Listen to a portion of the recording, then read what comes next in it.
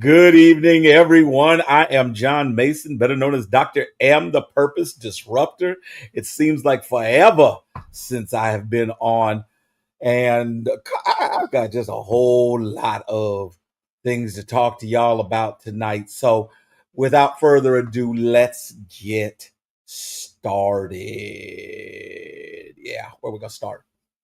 For those of you who missed the Father's Day special, there is a product special going on right now for both the Shift into Purpose journal as well as the Shift Affirmation deck.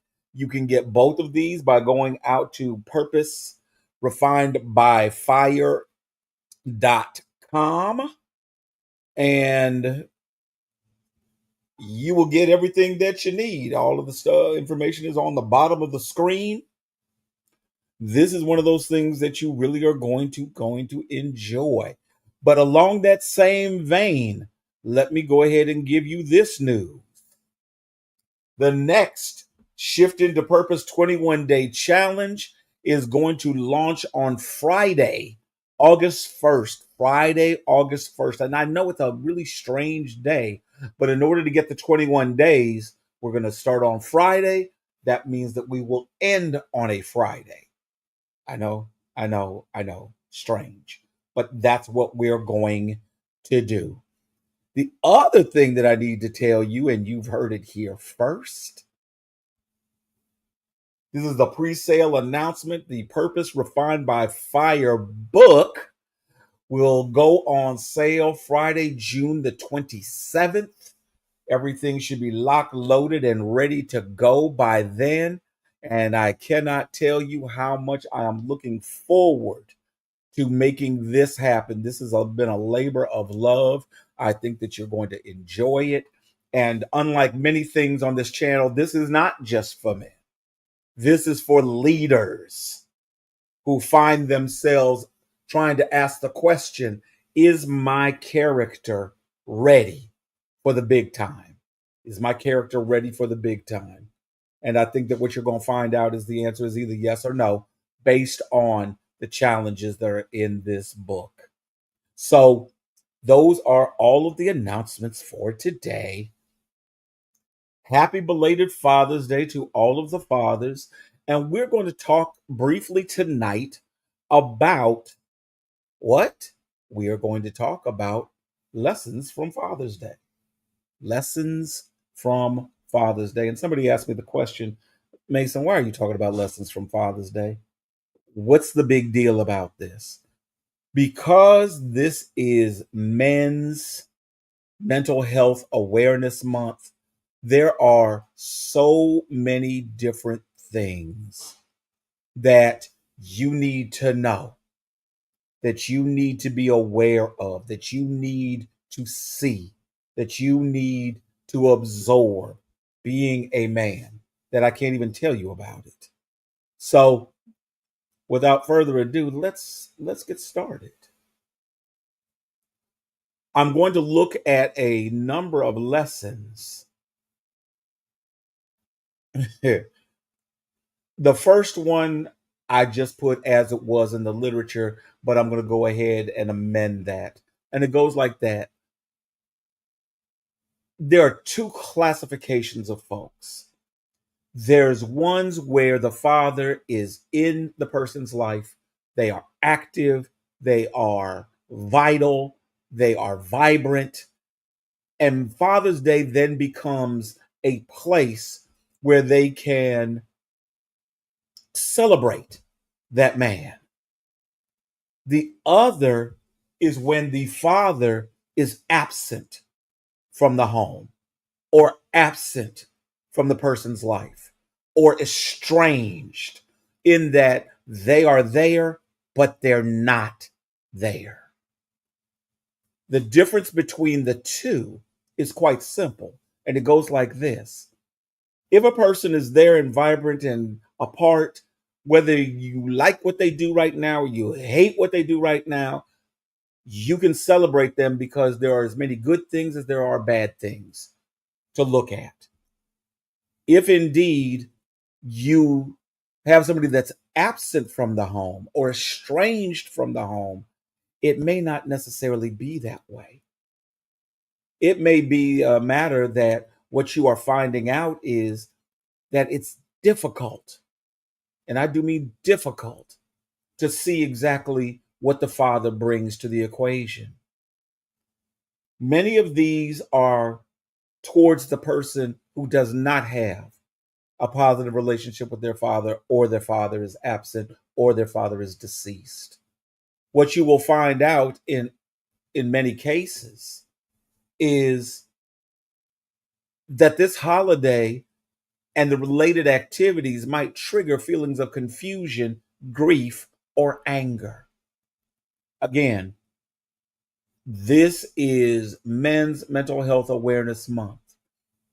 And if indeed you have a holiday that is a trigger for these types of deep emotions, what you may find out is that the men in your life are about to go off the register because they are dealing with the fact that this day brings as much anguish as it does pleasure. They may not have any children of their own, or they may have children but are still feeling the effects of what? The effects of dealing with what does it actually mean to have a household where I'm living something that I never experienced. I never knew what it was like to have my father. I never knew what it was like to have him as a positive influence and role model. So when I am confused or dealing with the grief of loss or dealing with the anger that I have stored up against this man, that's going to be a problem. Secondly, if possible, men should have a space where they can discuss the holiday in advance. And to the men that are watching, I need you to find that good, trusted friend of yours that you can actually lay all this out to, where you can tell them how you're feeling, so you can tell them what's brewing inside of you. That's ridiculously important. And for those who may not have somebody, this is where professional counseling comes in. You should have the opportunity to unload some of these trauma points in a safe environment where somebody can assist you in dealing with them. To either, whether your father is in the home or whether your father is absent, you still need external support systems to help you. Man, we're not really good at asking for help. We don't ask for directions. We don't ask how to do something. We don't ask for the directions. We throw the directions away. And why do we throw the directions away? Because we say we can do it all by ourselves, when the reality is, why is the thing built and there's still 14 pieces left on the floor? Because you skipped some steps. So I'm begging you, please, please set up external support systems that will assist you, not just in Father's Day, but period. Every man under the sound of my voice should have a sphere of support. Whoever is in your circle to not only support you, but to encourage you, to allow you to be accountable. All of these things should be in the same place. And when indeed you look at what's inside, then the folks who are around you already know what's going on. They already know what's happening with you. They understand very well some things work well and some things don't work at all. But how they work is completely up to you. It's up to you because we can only be assisted if we allow people in. If we don't allow people in, then the reality is it really doesn't matter because we're not going to get the help that we need. The last, and for me, the most important that we're going to spend some time on is the role of forgiveness. Men hold grudges, and they hold them for a long, long, long, long, long time. And they hold these grudges for a long time because often they don't know how to forgive. Often they are so angry at what has gone on that they don't want to forgive. Often they are so consumed with vengeance that what they would rather do is make the person suffer than to let them off the hook. I can understand that. But when somebody is already outside of your life, when somebody has already moved to another sphere of existence, when somebody has left this life and has gone on, holding on to that doesn't really help much. In fact, I would tell you that the only person that you're holding on to helps is nobody because it just hurts. And you're like, Mason, how does that hurt? When you have unforgiveness, and that's what shift is all about. T, take accountability. F, forgive offenses. It's so important, y'all, because until you can tell somebody, I know what you did, and I forgive you nevertheless. I forgive you. I know it's hard.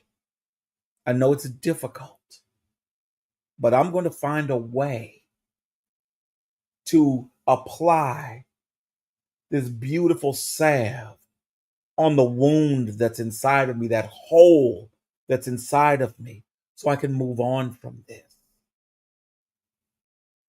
As long as I am maintaining something that says that I need to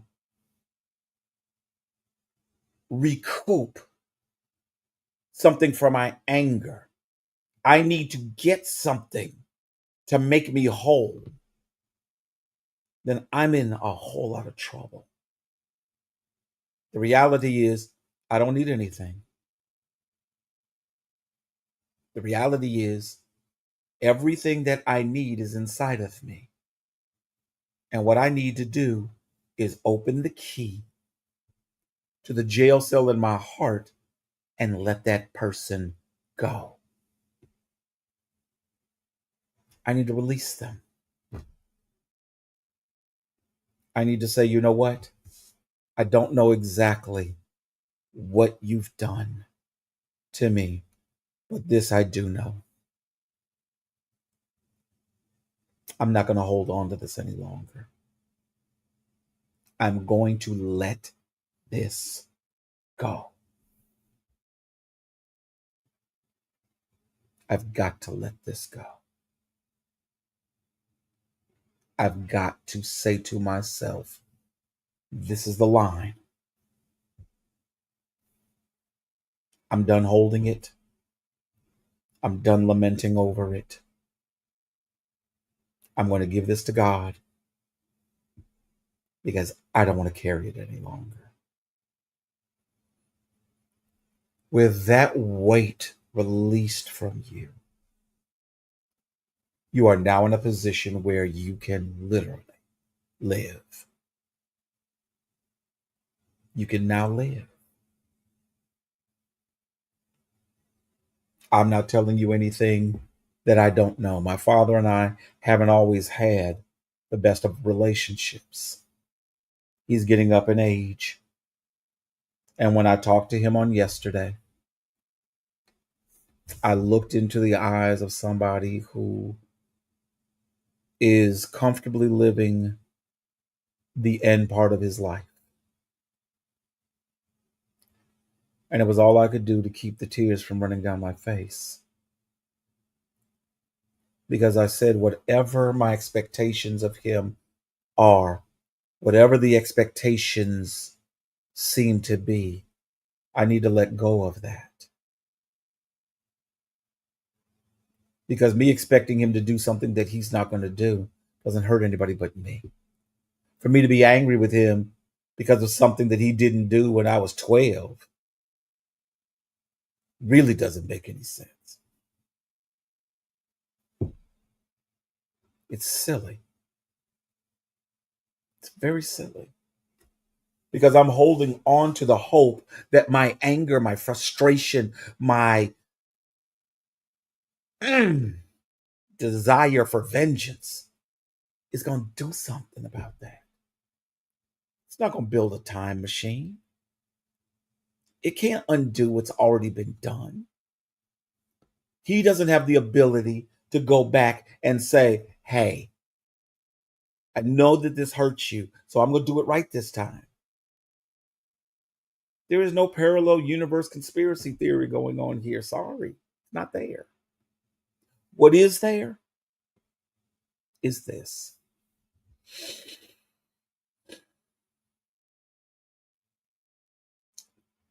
God is able to heal the hurt inside of you no matter what it is, no matter how big it is.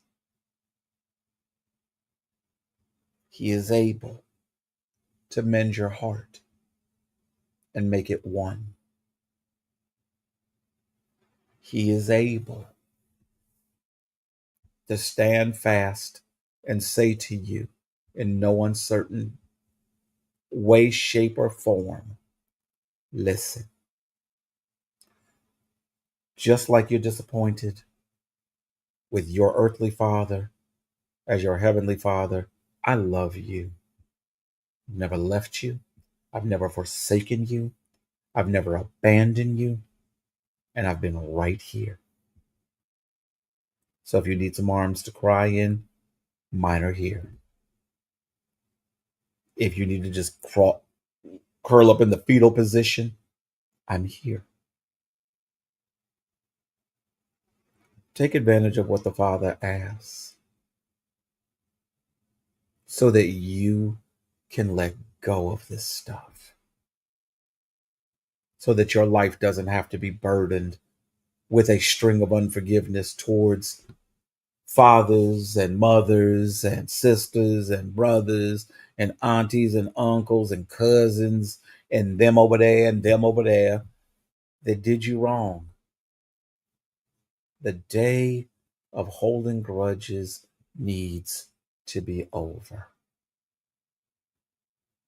The day of being amazed by how free you can become when you forgive needs to start. When the scripture says, let not the sun go down on your anger, on your wrath, it meant that. It meant that for real. Allow yourself to do some things that you may not want to do. You may not want to forgive, but if that's what you need to do it. Your peace is worth more than anything else. Your contentment is worth more than what you're holding on to. Let it go. Let it go. One last thing that I'm going to share, and then we're going to be done for tonight. Believe it or not, for those of y'all who are just joining me. The whole idea is to keep these about 30 minutes. Anything over 30 minutes, there's a whole group of folks that say, ain't got time for that. So we're going to keep it around 30 minutes, somewhere in that neighborhood. Here's the other thing that I need to share: lessons from Father's Day. There are many fathers that don't understand why the same amount of money is not spent on them that is spent on Mother's Day. On Mother's Day, all the kids do something. You get a cake, you get flowers, you get taken out to dinner or dinner prepared for you. From sun up to sundown, it's your day. It's amazing. It's amazing. For Father's Day, you get a tie and a happy hello. The kids may or may not respond to you. Anybody else may or may not respond to you. Many see it as unfair. So here's what I would like. Here's my suggestion to you. Here's my suggestion. How about we make Father's Day every day? How about we make Mother's Day every day? How about we celebrate, whether present or absent, our parents? Because from a spiritual DNA standpoint, you wouldn't be you if it weren't for those two people coming together and combining their DNA to make you. So, how about every single day, whether they're in this earth or not, at some particular point, you just say, thank you. Thank you for what you gave to me. Thank you for what you made me. Thank you for the ability to think the way that I do. Thank you for my vision so I can see what I can see. Thank you. If they're still on this earth, pick up the phone and tell them, thank you. Because I know that I wouldn't be who I am without you. It's impossible. I know that I wouldn't have the drives that I do without you. It's impossible. That is the important part. To me, it may not be important to you, but that's the important part to me. So, I know. Heavy, heavy, heavy, heavy. Next week, I'm going to break with what I'm going to do because we're going to have our first female guest on Mason Mondays. So I can switch it up on you. And flyers should go out in just a little bit as to who that's going to be. But when I tell you, I'm excited. I'm excited because we only have a few days left, few Mondays left. In fact, let me see what we got left. Hold on, y'all. Hold on. Hold on. Hold on. Wow. We're going to have 2 Mondays left. You can believe it. We got the 23rd and we got the 30th. And after that, you ain't got no more Mondays. Not in this month. So for the last 2 Mondays, we're going to get some folks in here that can help me both celebrate men and talk about ways that we can get this thing called our minds back on track. So until next week, I remain the purpose disruptor. And as purpose refined by fire has always said, I need you to decide where you're going. I need you to declare to the world what your purpose is. And I need you to defend with everything that's within you your choice and where you're going. Know that I love you. I'm here for you. If you need more information, going out to purposerefinedbyfire.com. You'll find everything from joining the shift to our product line to everything else that you need. Also, information on how to get in touch with us. That's the easy part. Till next week, have a great Monday.